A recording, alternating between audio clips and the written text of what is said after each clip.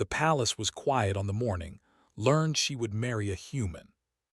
She stood in the great hall of the empire, her silver skin catching the light from the three suns outside. Her father, Emperor, sat on his throne with tired eyes. The war had aged him. 5 years of fighting the Dominion had killed millions of their people. They were losing.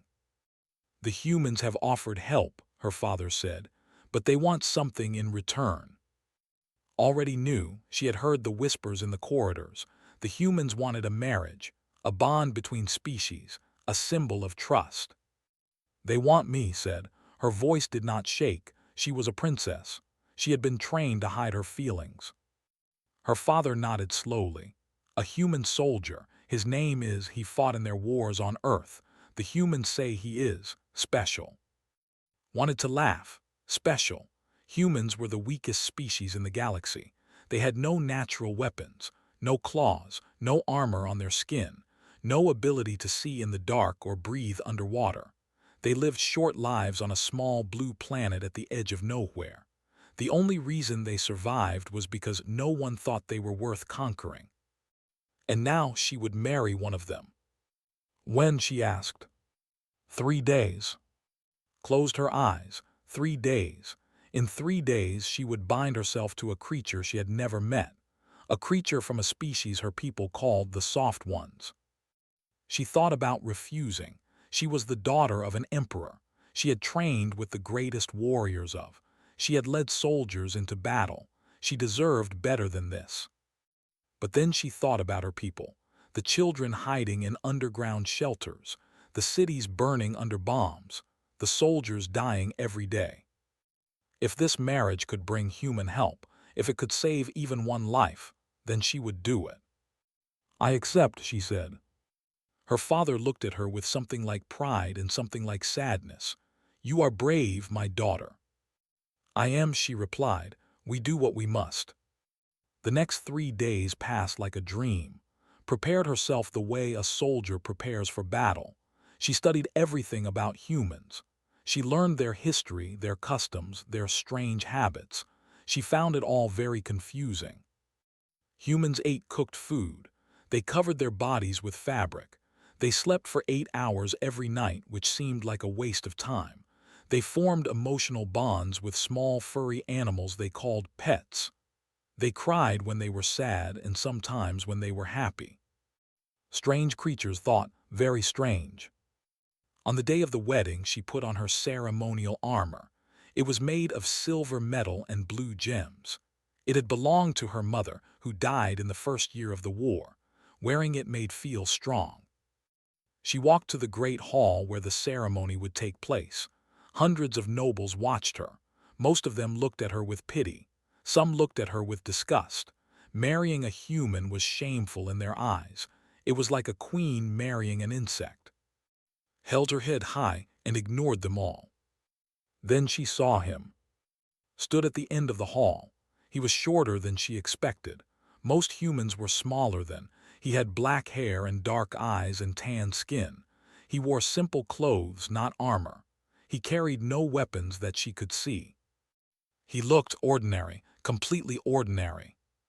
Felt her heart sink. This was the special soldier the humans had sent, this plain, small, soft creature. She walked toward him, each step feeling heavier than the last. When she reached him, she looked into his eyes. She expected to see fear, or greed, or pride. Instead, she saw something gentle, something calm. He looked at her the way one might look at a sunset, not with hunger or judgment, but with quiet appreciation. Hello, he said. His voice was soft. Thank you for agreeing to this. Did not know what to say. No one had thanked her. Everyone had simply expected her to do her duty. I did not do it for you, she said coldly. I did it for my people. Nodded, I know. That makes it even more brave. The ceremony was short. They spoke the words required by law. They pressed their palms together, which was the human custom, and then it was done. They were married. The nobles clapped politely, but could see the truth in their eyes. They thought she had lowered herself. They thought she had sacrificed her honor for nothing. Later that night, sat alone in her chambers, had been given a room next to hers. He had not tried to enter. He had not made any demands. He had simply said good night and closed his door. Strange thought again, very strange. She looked out her window at the stars. Somewhere out there they were planning their next attack. Somewhere out there, soldiers were dying. And here she was, married to a human who said thank you and good night like those words meant something. She wondered if she had made a terrible mistake. In the days that followed, tried to understand her new husband. She watched him carefully, looking for signs of danger or deception. She found none. Spent his mornings exercising, not the violent combat training expected, but slow, careful movements. He called it stretching. It looked almost like dancing. He spent his afternoons reading. They had given him access to their library, and he read everything he could find. History, science, poetry. He seemed to love learning. He spent his evenings cooking. The palace had servants for that, but insisted on making his own food. He made simple dishes from human ingredients he had brought with him: rice, vegetables, soup. He always made enough for two and left a portion outside's door. She never ate it. She did not trust him enough for that. But she noticed that he never complained. He never demanded her attention. He never acted like a conqueror or a prize winner. He just existed, quietly, peacefully. It made no sense, too. One night, she finally asked him the question that had been burning in her mind. Why did you agree to this marriage? Looked up from his book, he thought for a moment before answering. Because my people wanted to help yours, and because, he paused, because I was tired of war. Frowned, you were a soldier. War is what soldiers do. Yes, said, and I did it for a long time, too long maybe. I wanted something different, something quiet. Looked at him, this small, soft human who wanted quiet, who read books and cooked food and did stretching exercises. How did creatures like this ever survive? She wondered. How did they build ships and cross the stars? How did they fight wars at all? She did not understand, but somewhere deep inside her, a tiny seed of curiosity had been planted. Maybe there was more to this human than she could see. Or maybe he was exactly what he appeared to be, a gentle, simple creature who had somehow stumbled into her life. Only time would tell. 1 month passed since the wedding, and still did not understand her husband. She had expected many things from a human soldier. She had expected violence, anger, pride. She had prepared herself for arguments and demands and difficult negotiations.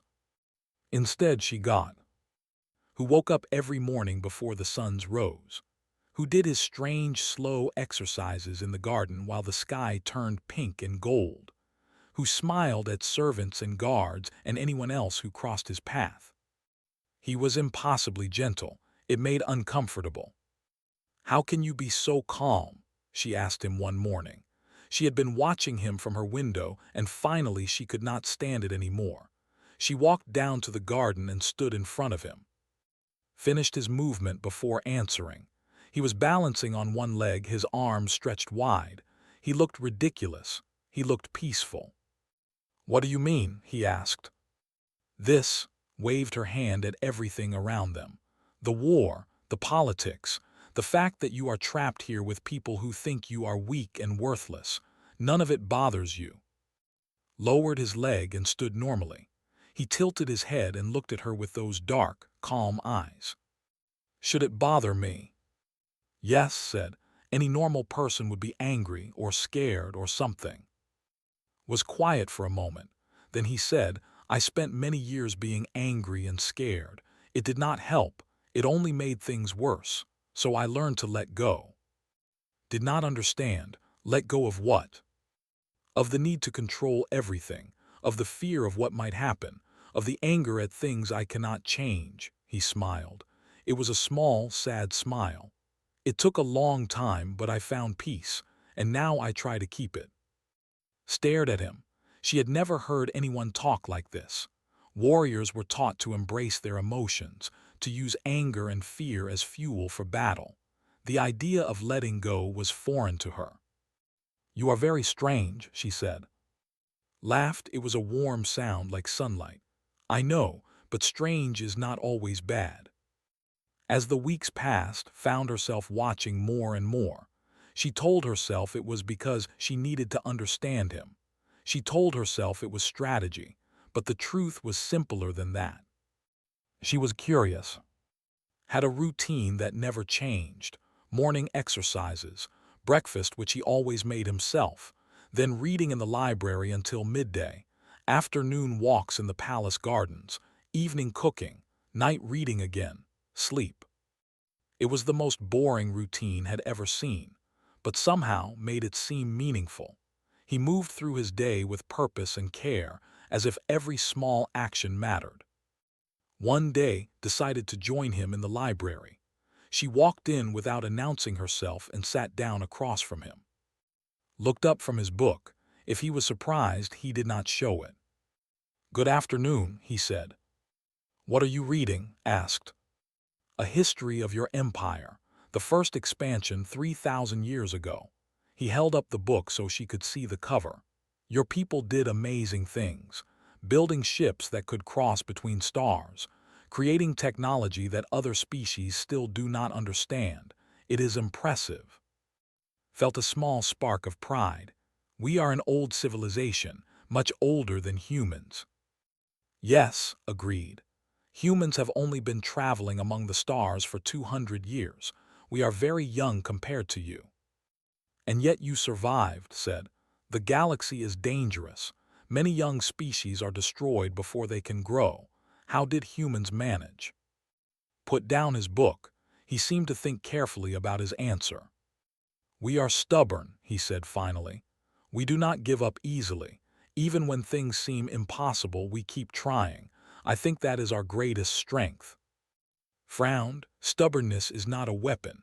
It cannot stop a laser or block a bomb." "No," agreed, "but it keeps us fighting when others would surrender, and sometimes that is enough." Did not find this answer satisfying.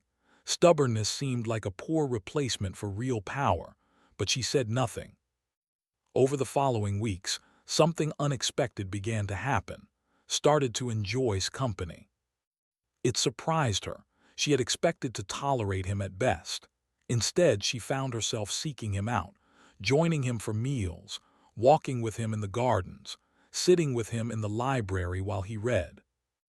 They talked about many things: history, science, philosophy, asked questions about culture, and found herself explaining things she had never thought about before: why her people valued honor so highly, why they trained their children to fight from a young age, why they believed that strength was the measure of worth.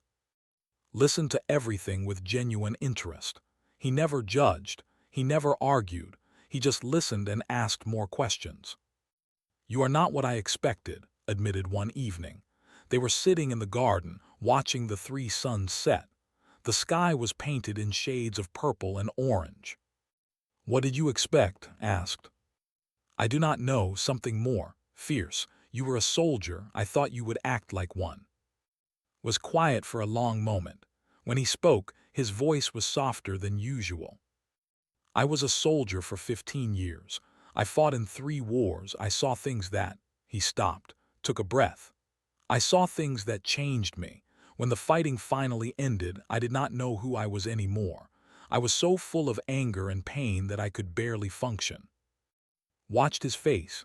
For the first time she saw something beneath the calm surface, a shadow, a memory of darkness. "What happened?" she asked. "I learned to heal," said, slowly, painfully. "I learned that being strong does not mean being hard. That real courage is not about fighting. It is about choosing peace when peace is possible." He turned to look at her. His eyes were serious. "I came here because I wanted to help. Your people are suffering. If my presence can bring even a little relief, then it is worth it. I do not need glory or recognition. I just want to be useful." Felt something shift inside her chest. It was a strange feeling, almost like respect, almost like admiration. She looked at this small, soft human who had seen war and chosen peace, who cooked his own food and read books about her culture and smiled at everyone he met. Maybe she had been wrong about him.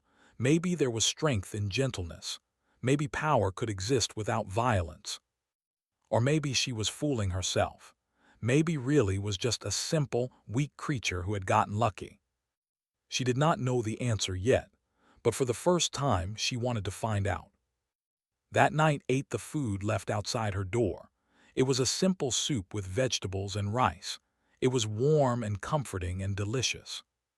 She did not tell him she had eaten it, but the next morning when she passed him in the corridor, she nodded at him. It was a small gesture, but smiled like she had given him a gift. And somehow that smile made feel warm inside. The war still raged beyond the palace walls. They were still advancing. Soldiers were still dying every day. But inside the palace, in the quiet spaces between duty and fear, something was growing. Something neither of them had expected. Something that might change everything. The attack came without warning. Was eating breakfast with when the first explosion shook the palace. The windows cracked. The walls trembled. Alarms began screaming throughout the building. She was on her feet instantly, her training taking over. "Stay here," she ordered, then she ran. The corridor outside was chaos. Servants were running. Guards were shouting. Smoke was pouring through broken windows. Grabbed a passing soldier. "Report." The soldier's face was pale with fear. Your Highness, they have broken through our defenses. They are attacking the capital city." His blood turned cold. The capital, the heart of the empire, if it fell, everything would fall with it. "Where is my father?" she demanded. "The war room, Highness. He is coordinating the defense." Released the soldier and ran toward the war room. Her mind was racing. They should not have been able to reach the capital. There were defense systems, warning networks, armies positioned along the borders. Unless someone had betrayed them. She reached the war room and pushed through the doors.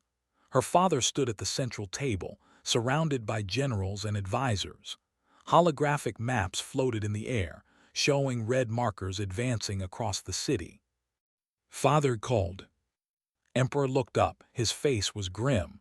"You should not be here. Go to the safe room." "I will not hide while our people die."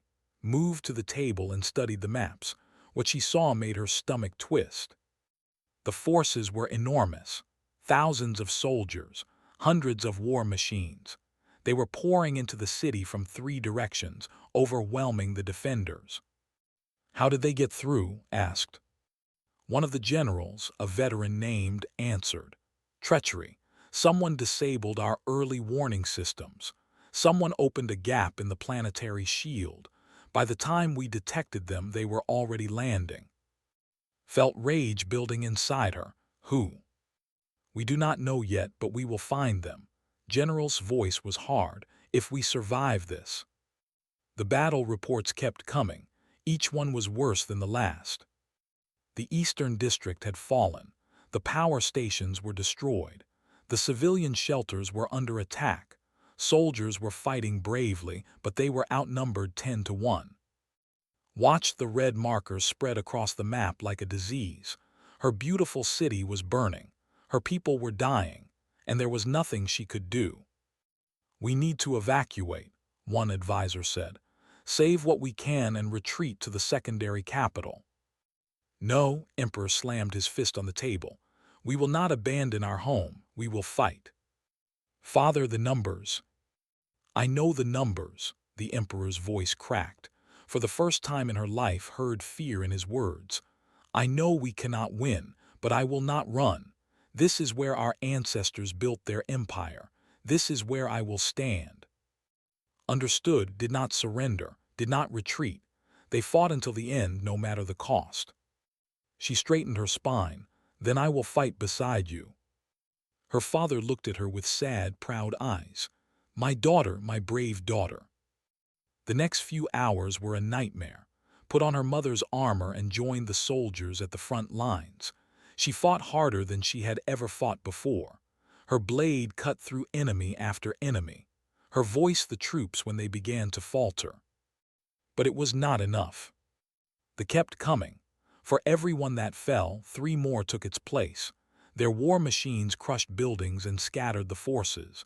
Their bombs turned streets into craters. Found herself pushed back, step by step, toward the palace. Around her, soldiers fell.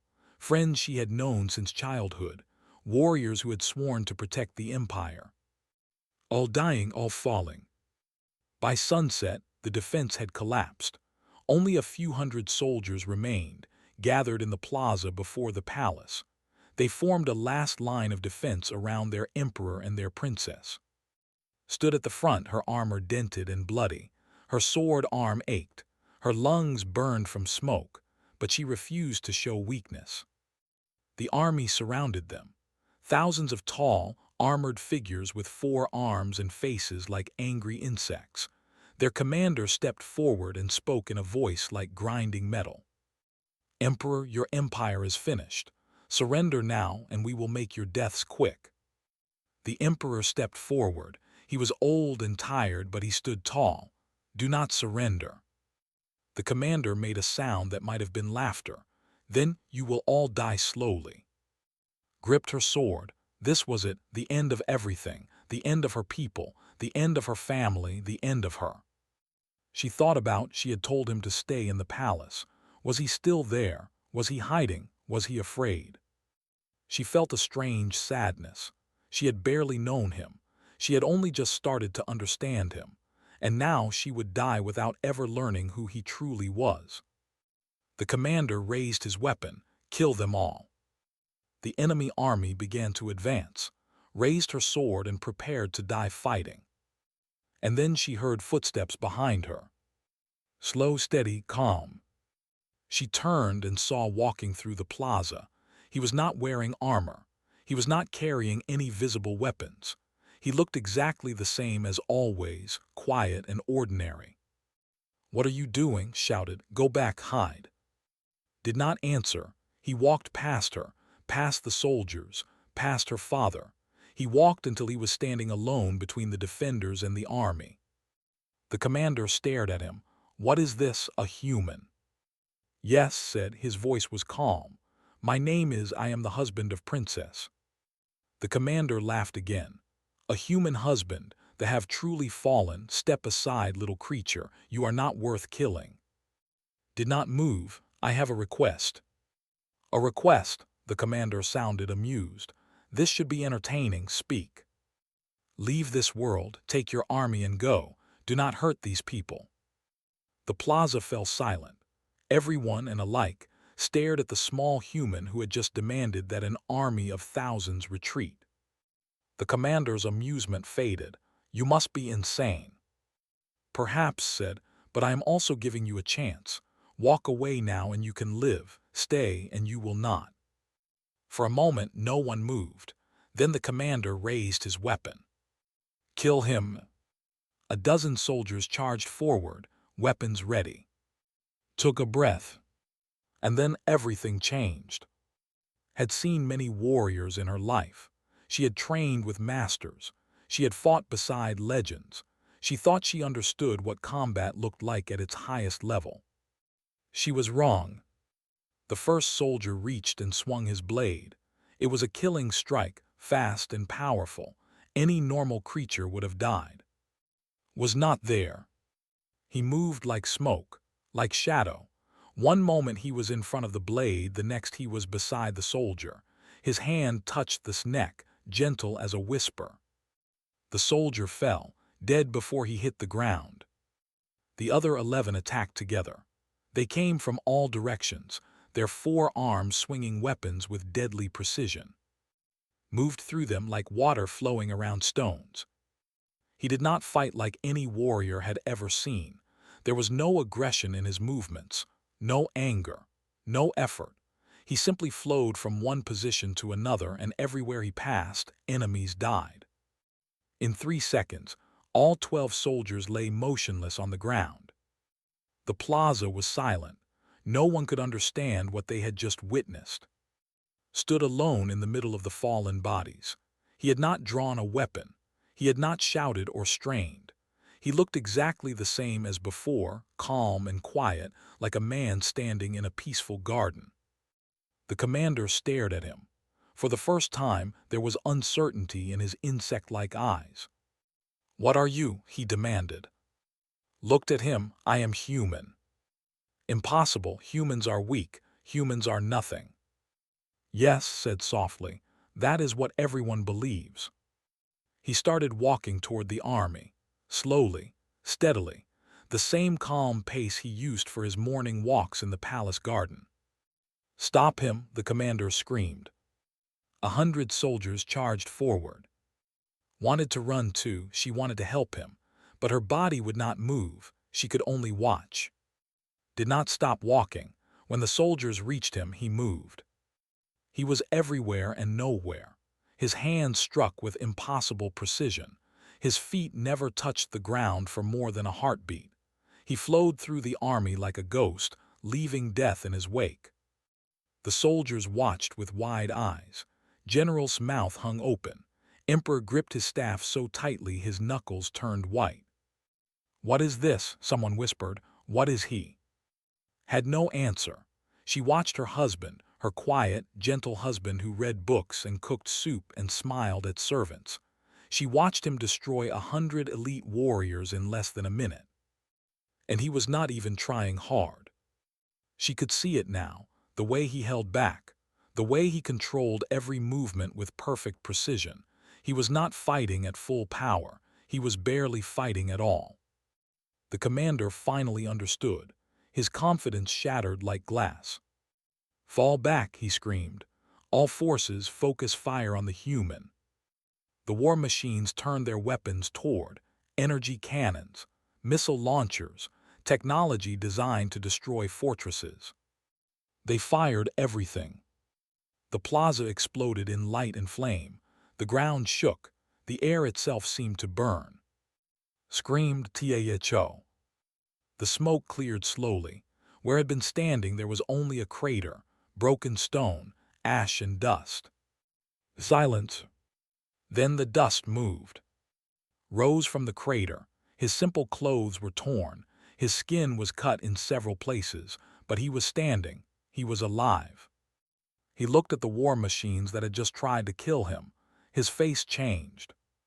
For the first time, saw the thing hiding behind the gentle mask. His eyes went cold, not angry, not afraid, just cold like the space between stars, like the darkness at the bottom of the ocean. It was the face of something ancient, something deadly, something that had walked through fire and blood and come out the other side. "I tried to be kind," said. His voice was quiet, flat, empty of all emotion. "I gave you a chance to leave. You chose this." He moved. Could not follow what happened next. It was too fast, too violent, too beyond anything she had ever imagined. Tore through the army like a storm. War machines exploded. Soldiers fell by dozens, by hundreds. The ground trembled with the force of his attacks. He did not use weapons. He did not need them. His body was the weapon. His hands moved faster than the eye could see, striking with force that shattered armor like paper. His feet carried him through the air itself. They tried to fight back. They fired every weapon they had. They attacked in coordinated groups. They used every tactic their generals had ever designed. Nothing worked. Moved through their attacks like they were not there. He found gaps in their formations. He exploited weaknesses they did not know they had. He was always one step ahead, one moment faster, one heartbeat more precise. Finally understood. This was not luck. This was not some special power unique to. This was what humans could become. All those things she had thought were weaknesses, the soft bodies, the short lives, the lack of natural weapons, they were not weaknesses at all. They were challenges, and humans had spent millions of years overcoming challenges. They had no claws, so they made weapons. They had no armor, so they learned to dodge. They had no special senses, so they learned to predict. They had no natural advantages, so they created their own. And some humans, the ones who pushed themselves to the absolute limit, became something beyond ordinary. Was one of those humans. In 15 minutes, it was over. The army, thousands of elite soldiers and hundreds of war machines, lay destroyed across the plaza and the streets beyond. Smoke rose from burning vehicles. The ground was covered with fallen enemies. Stood alone in the middle of the devastation. His breathing was steady. His posture was relaxed. He did not look tired. He turned and walked back toward the defenders. His steps were slow and calm again. The cold emptiness in his eyes was gone, replaced by the gentle warmth that had grown to know. He stopped in front of her. "Are you hurt?" he asked. Could not speak. She could only stare at him, this man she thought she knew, this man she had called weak, this man who had just destroyed an army by himself. Tilted his head, his voice was soft with concern. "Are you okay?" She found her voice at last. "What are you?" Considered the question. Then he smiled his small, sad smile. "I am your husband," he said simply, "and I will always protect you." Behind him, the last fires of the battle burned low. The invasion was finished. The capital was saved. And finally understood the truth about humans. They were not weak. They had never been weak. They were wolves who had learned to wear sheep's clothing. And when they stopped pretending, the galaxy itself trembled. The days after the battle were strange and quiet. The forces across the planet surrendered when they learned what had happened in the capital. Word spread quickly through their ranks. A single human had destroyed their main army, their greatest warriors, their most powerful war machines. All gone in 15 minutes. The commanders did not want to face that human again. They packed their remaining soldiers into their ships and fled back to their own space. The war that had lasted 5 years ended in a single night. Spent those first days in a daze. She helped with the recovery efforts. She visited the wounded. She attended meetings about rebuilding the city. She did all the things a princess was supposed to do. But her mind was somewhere else. Her mind was on. She watched him return to his normal routine. Morning exercises, cooking, reading, walking in the garden. He acted exactly the same as before, as if nothing had changed. But everything had changed, at least for. On the 5th day after the battle, she finally found the courage to talk to him. She found him in the garden, sitting on a stone bench, watching the sunset. "May I join you?" she asked. Smiled and moved to make room for her. "Of course." Sat down. For a long moment she did not speak. She did not know where to begin. Finally she said, "Why did you hide it?" "Hide what?" "Your strength, your power. All those weeks you pretended to be ordinary. You let me think you were weak. You let everyone think that." His voice cracked slightly. "Why?" Was quiet for a while. He watched the sun sink lower, painting the sky in shades of gold and red. "I was not pretending," he said at last. "The person you saw, that was really me. The cooking, the reading, the peaceful mornings, that is who I want to be. But the other thing, the warrior, that is also you." "Yes," his voice was heavy. "That is also me, the part I wish did not exist." Turned to look at him. His face was sad in a way she had never noticed before. "I spent 15 years becoming that thing," he continued. 15 years of training so hard that my body broke and healed and broke again. 15 years of learning how to kill in every way possible. 15 years of war. He held up his hands and looked at them. Simple hands, human hands. "These hands have taken more lives than I can count. I became very, very good at destroying things, and for a long time that was all I knew how to do." "What changed?" asked softly. "The war ended. The enemies were beaten, and suddenly there was no one left to fight." Lowered his hands. "I looked at myself and did not recognize what I saw. I was a machine built for killing, and I had no purpose anymore." He turned to meet her eyes. "I almost destroyed myself. The darkness inside me was so heavy that I thought I would drown in it. But I found help. I found teachers who showed me another way. I learned that the same discipline that made me a weapon could make me something else, something better. So you chose peace, Zed. I chose to try, smiled his sad smile. Every day I choose to be gentle. Every day I choose to be kind. It is not easy. The monster is always there waiting, but I do not let it control me. Thought about this. She thought about all the times she had seen being patient and calm. She had thought he was weak.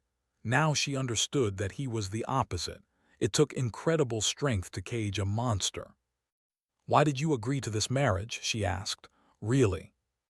Was quiet for a moment. "Because I wanted to help. Your people were suffering. The humans offered to send warriors, but your father wanted something more. A bond, a connection, and I thought," he paused, "I thought maybe I could find peace here, a new home, a new purpose." "And have you found peace?" Looked at her, his eyes were warm. "I have found something even better." Felt her heart beat faster. She did not know what to say. "When I first saw you," continued, "I thought you were the most beautiful person I had ever met. Not just outside, but inside. You gave up your freedom for your people. You faced a future with a stranger because your father asked you to. You were brave and strong and full of fire." He reached out and gently took her hand. "I knew I could never deserve you. A princess who shines like a star and a broken soldier who only knows how to destroy. We should not fit together, but somehow," he squeezed her hand, "somehow, being near you makes me feel whole." Looked at their joined hands. Silver and tan and human, two different species from two different worlds. But she did not feel different anymore. She just felt right. "I was wrong about you," she said. "I thought you were a lamb. I thought I was protecting you by keeping my distance." Laughed softly, "And now? Now I know the truth," lifted her other hand and touched his face. "You are not a lamb. You are a wolf who learned to love gardens." His breath caught, his eyes glistened. "And wolves," continued, "protect what they love." She leaned forward and kissed him. It was their first real kiss, not the formal press of lips at their wedding. This was something true, something chosen. When they parted was smiling, not his sad smile this time, a real smile full of light. "I will always protect you," he said, "and your people and this world, as long as I live." "I know," replied, "and I will stand beside you, not behind you, beside. I would not want it any other way." They sat together and watched the last of the sunset fade. The stars began to appear, countless lights scattered across the darkness. Somewhere out there, the galaxy continued its endless dance of war and peace. Empires rose and fell. Species fought and died. They were gone, but other threats would come. But tonight, in this garden, there was only peace. Leaned her head against shoulder. He put his arm around her. "What happens now?" she asked. "Now we rebuild, we heal, we make something new together," kissed the top of her head, "and we see what the future brings." Smiled. For the first time since the war began, she felt hope. She had married a human to end a war. She had thought it was a sacrifice, a duty, a burden. She had been wrong. It was a gift. The best gift she had ever received. And she would spend the rest of her life being grateful for it. Outside the palace, the people began to rebuild their city. They worked side by side with human volunteers who had arrived to help. Two species, learning to trust each other. It was the beginning of a new era. And at the heart of it all, a princess and her human husband walked through the gardens together, hand in hand, ready to face whatever came next. Together, always together.